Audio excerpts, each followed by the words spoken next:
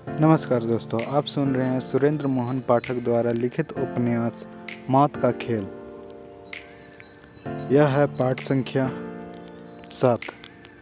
अब आगे। मैं झिझकता हुआ उसके साथ हो लिया। रास्ते में पेड़ों के बीच से मैं गुजरते हुए बोला, एक बात पूछूं मैडम? पूछो, वह सशंक स्वर में बोली। आज से पहले भी कभी आपके दिमाग में यह ख्याल आया था कि सर गोकुलदास नर्क जैसी यातना भोग रहे हैं और इस यातना से मौत ही उन्हें छुटकारा दिला सकती है? मैंने उनके यातनापूर्ण जीवन के बारे में बहुत बार सोचा है, लेकिन ऐसा कभी नहीं सोचा था कि उनकी यातनाएं मौत के आने पर ही समाप्त होंगी। डॉक्टर कश्यप शायद यही कहते हैं कि साहब ठीक नहीं हो सकते, लेकिन मेरी आशा समाप्त नहीं होती।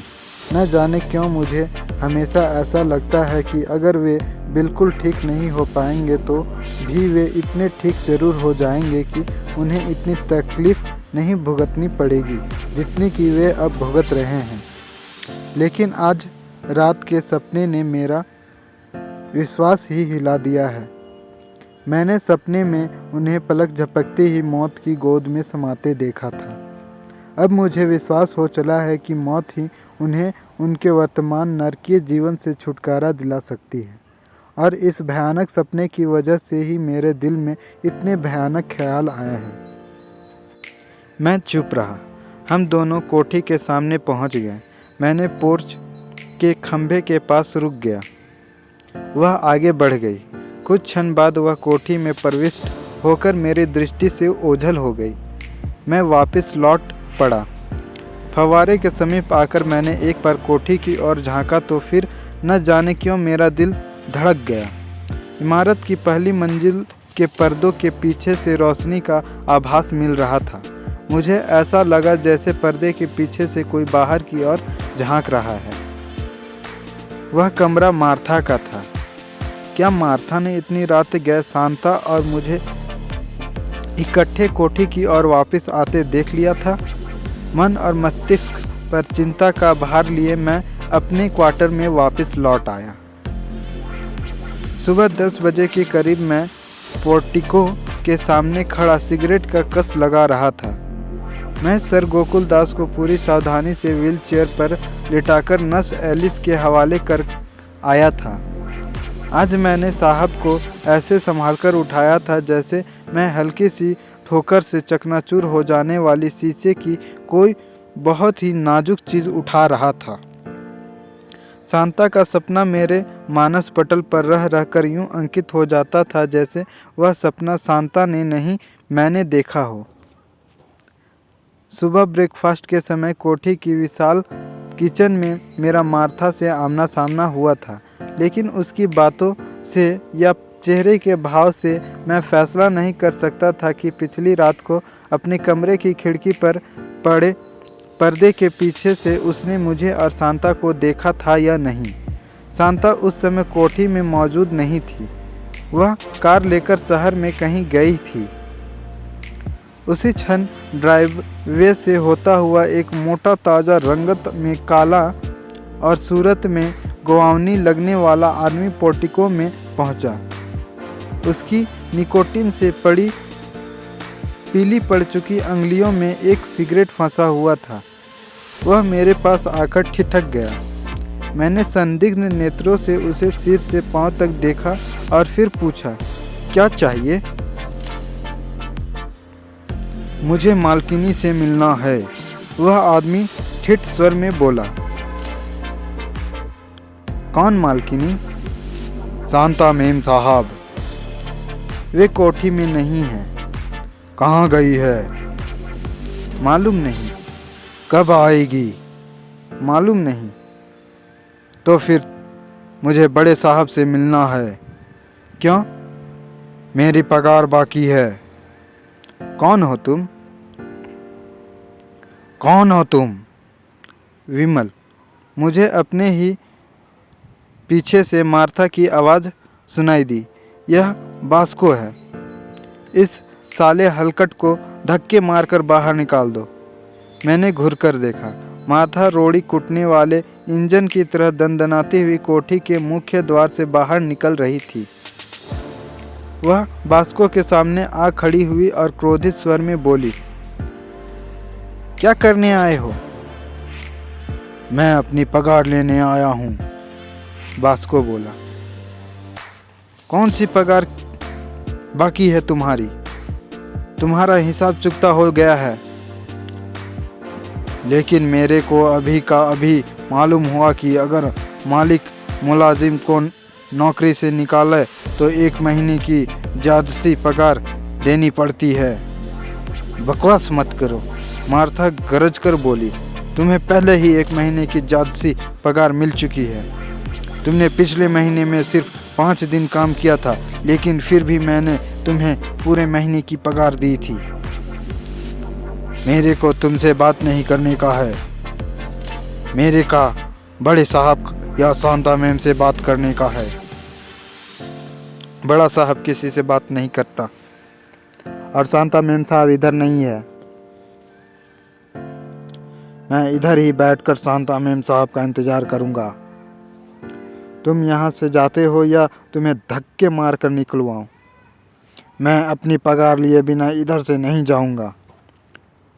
विमल, मार्था मेरी ओर घूमकर चिल्लाई, तुम इधर खड़ा खाली पीली मेरा मुंह क्या ताकता है? गोरखा को बुलाओ। लेकिन तब तक शोर सुनकर गोरखा खुद ही वहां पहुंच गया था। गोरखा, मार्था गरज कर बोली, इस साले उठाए गिरे हलकट बास्को को बच्चे को उठाकर बाहर फेंक दो, और तुमने अगर दोबारा इसको कोठी में कदम रखने दिया तो तुम्हारी नौकरी खल्लास।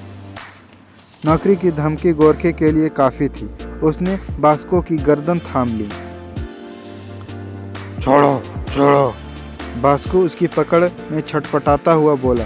अपुन ऐसे ही जाता है। गोरखे ने उसे ड्राइववे पर बाहर की ओर धक्का दे दिया। बास्को लंबे लंबे ढक भरता हुआ कोठी के कंपाउंड से बाहर निकल गया। चश्मा मास्टर, मार्था बोली, तुम किसी काम का आदमी नहीं। तुम उस मवाली को उठाकर काहे नहीं फेंका? वह मेरे से साइज में दुगना था मैडम, मैं धीमे स्वर में बोला। मेरी सिंगल सिलेंडर की बॉडी से तो उसकी एक टांग भी नहीं उठती। तब तक मार्था का गुस्सा उतर चुका था। वह धीरे धीरे से बोली, तुम ठीक बोलता है रे चश्मा मास्टर। बदमाश आदमी से फालतू नहीं उलझना चाहिए। अगर अब तुम्हें बास्को का बच्चा कोठी के आसपास दिखाई दे तो पुलिस को फ़ोन करना। मैं सहमति सूचक ढंग से सिर हिला दिया। उसी क्षण साइकिल पर सवार पोस्टमैन वहां पहुंचा। उसने साइकिल को स्टैंड पर खड़ा किया और बोला, टेलीग्राम है। मार्था ने मुझे संकेत किया। मैंने प्राप्ति पर हस्ताक्षर किए और टेलीग्राम ले ली। पोस्टमैन वापस चला गया। मैंने टेलीग्राम बिना खोले मार्था की ओर बढ़ा दी। मार्था ने टेलीग्राम खोलकर पढ़ी और फिर लगभग तत्काल ही उसके चेहरे से हर्ष के भाव परिलक्षित होने लगे। माधुरी मेम साहब आ रही है, मार्था बोली। मैं अभी जाकर बड़े साहब को बताती हूँ। बड़े साहब बहुत खुश होंगे। मार्था टेलीग्राम हाथ में थामे वापस घूमी और दंदनाती हुई कोठी में प्रविष्ट हो गई। मैंने वहीं खड़े खड़े दूसरा सिगरेट सुलगा लिया। पिछली रात के बारे में मार्था ने अभी भी कोई जिक्र नहीं किया था। पता नहीं वह जानबूझकर चुप थी या उसने कुछ देखा ही नहीं था। लगभग 1 बजे शांता वापस लौटी। उसने मुझे कार गैरेज में खड़ी करने का आदेश दिया और स्वयं भीतर कोठी में घुस गई। मैं कार को ड्राइव करता हुआ गैरेज में ले गया। मैंने घड़ी में टाइम देखा और फिर उल्टे पांव ही वापस कोठी में लौट गया। सर गोकुल दास को व्हील चेयर से उठाकर बिस्तर में लिटाने का समय हो गया था। पोर्टिको में डॉक्टर कश्यप की कार खड़ी थी। मैं बेडरूम में पहुंचा। माधुरी कब आ रही है? डॉक्टर कश्यप पूछ रहा था। शुक्रवार को, शांता ने उत्तर दिया। शायद वह तब तक माधुरी का टेलीग्राम देख चुकी थी। अच्छा, इसका मन लग जाएगा। डॉक्टर कश्यप बोला और उसने आशापूर्ण नेत्रों से सर गोकुल दास की ओर देखा। सर गोकुल दास के साधारणतया निर्जीव दिखाई देने वाले नेत्रों में खुशी की चमक थी। नर्स एलिस ने मुझे संकेत किया। मैं व्हीलचेयर के पीछे पहुंच गया। व्हीलचेयर को पीछे से धकेलकर मैं पलंग के समीप ले आया। पलंग के समीप खड़ी शांता विचित्र से नेत्रों से मुझे देख रही थी। मुझे लगा जैसे मैंने उसके चेहरे पर भारी उत्कंठा के भाव देखे हो। मेरे मानस पटल पर चलचित्र की तरह शांता का सपना फिर उभर आया।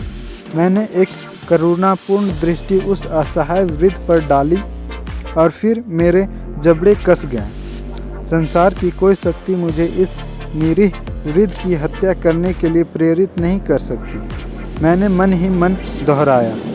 नर्स एलिस ने आगे बढ़कर वृद्ध की टांग थाम ली। मैंने उसकी बगलों में हाथ डालकर उसे कुर्सी से उठाया, ऊंचा कर दिया। लंबी बीमारी से जर्जर हो चुके वृद्ध के शरीर का वजन बहुत कम था। मेरे जैसा दुबला पतला आदमी भी उसे बड़ी सहूलियत से अकेला उठा सकता था।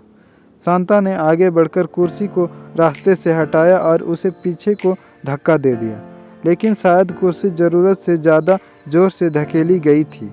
कुर्सी पीछे पड़ी मेज से टकराई, वापस लुढ़की और उसका पायदान उस समय मेरी दाहिनी टांग की पंडली से टकराया। जब मैं सर गोकुल दास को पलंग के समीप ले जा रहा था, मैं लड़खड़ाया। संभाल के, डॉक्टर कश्यप चिल्लाया। शांता सहारे के लिए लपकी। मेरा दायां घुटना भड़ाक से नंगे फर्श पर टकराया। पीड़ा की तीव्र लहर मेरे सारे शरीर में दौड़ गई। मुझे यूं लगा जैसे मेरे घुटने की कटोरी चटक गई हो, लेकिन मैंने न तो वृद्ध के शरीर से अपनी पकड़ ढीली होने दी और न ही उसके शरीर को हल्का सा भी झटका लगने दिया। सारा झटका मैंने अपने जमीन पर टिके हुए घुटने पर सहन कर लिया। अगले ही क्षण मैंने और नर्स ने मिलकर बड़ी ही सावधानी से वृद्ध को बिस्तर पर लिटा दिया। डॉक्टर कश्यप की जान में जान आ गई। उन कुछ क्षणों में ही मैं पसीने से नहा गया। सॉरी, मैं हाँफता हुआ बोला।